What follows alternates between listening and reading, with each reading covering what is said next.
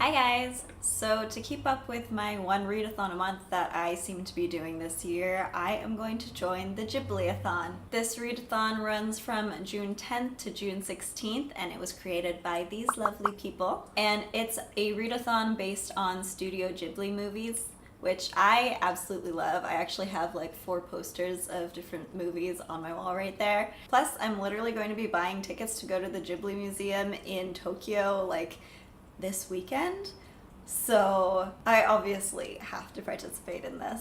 Side note, I really don't know what's in the Ghibli Museum, but the fact that there is a Ghibli Museum in Tokyo makes me so excited and I'm so ready to buy all of the things. But back to the readathon, there's a lovely tree map that lays out all of the challenges based on all of the different Ghibli movies. And I think the point is to go either from top to bottom or bottom to top, either way, as long as you have 6 different challenges. So I'm going to start from top to bottom. And there's another graphic here that describes all of the reading challenges for each movie. So the first movie is Pompoko, and that challenge is to read the group book, which is Howl's Moving Castle by Diana Wynne Jones. This is a borrowed copy from my library. I actually own this book in this exact copy, but it's lost somewhere. I'm sure I lent it to someone and then never got it back as usual. I loved this book when I read it years ago. I might have been in middle school. I don't remember, but I read the book before watching the movie and I love both of them, but I thought that the book was more in-depth and I actually enjoyed it a little bit more. Now that I haven't read it in a long time, I do really love the movie a lot more than I did when I first watched it, but I have been meaning to get back to this book for ages because I remember it being so good. So I am so glad this is the group book and it gave me that last little push I needed to pick it up again. The next movie in my path is When Marnie Was There, and that challenge is to read a chosen family or a book with a chosen family. And I'm going with Dreaming Sun. That is completely upside down. Dreaming Sun by Takano Ichigo.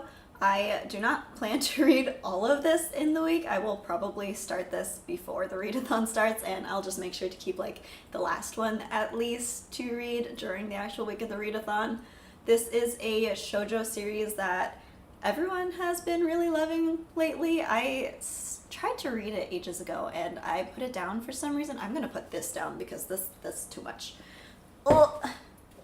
So this one, I know the girl ends up living with a group of boys for some reason. I don't remember why, but I know people say it's really cute. And because everyone loves it so much, I decided to give it another try. So we'll see how I get on now. I feel like I'm gonna like it. Obviously, I checked out like the first 7 volumes from the library, or 8 volumes.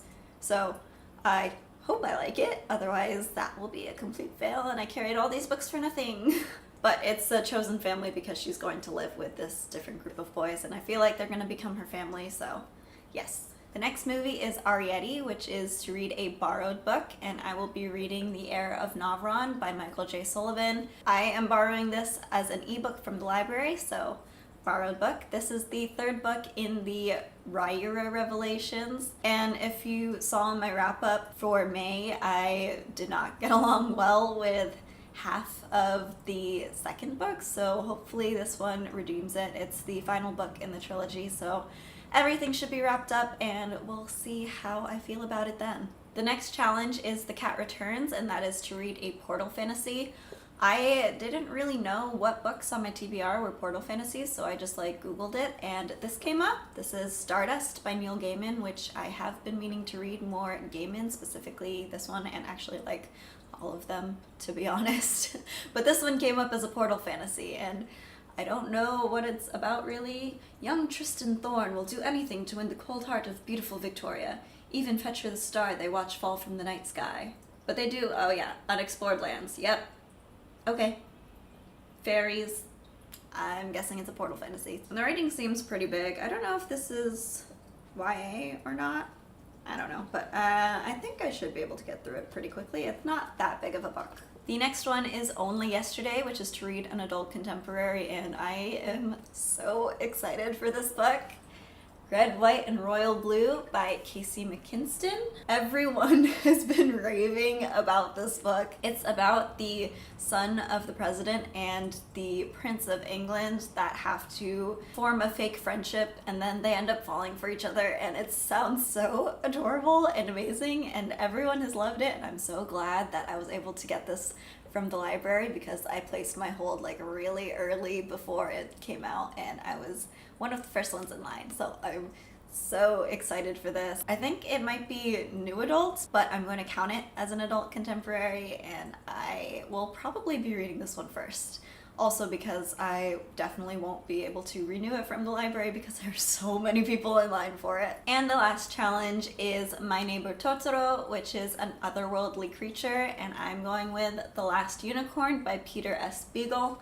This is a classic fantasy book about the last unicorn. I think it's the unicorn like exploring the world and trying to see if there's any other unicorns left. I don't know, but a unicorn is definitely otherworldly, so it works. It's also the book pick for the Sword and Laser Book Club, which I've been listening to for a while, but only recently am I actually trying to like keep up with the books that they're reading and actually read them in the month. So this will be the third month that I'm doing it, and hopefully I can keep it up. All of these books have been ones that I've been really interested in reading anyway, so that definitely helps. Other than that, I don't really know much about this book other than it's classic and it's probably old and it's very short, so we'll see. This is a lot of books for me to read in 1 week. Like honestly, there's that's too much. So we'll see how I actually do with these challenges. I hope to finish them all. Otherwise, if you are participating in the Ghibli-a-thon, I would love to know what you're reading as well. I keep switching between Ghibli and Ghibli. I don't even know what I've said at this point. I know the Japanese, it's Ghibli, so it should be Ghibli, but I've said Ghibli like all of my life, so I'm sorry. Anyway, let me know what you're reading. Leave me your TBRs so I can watch them, and I will see you later. Bye.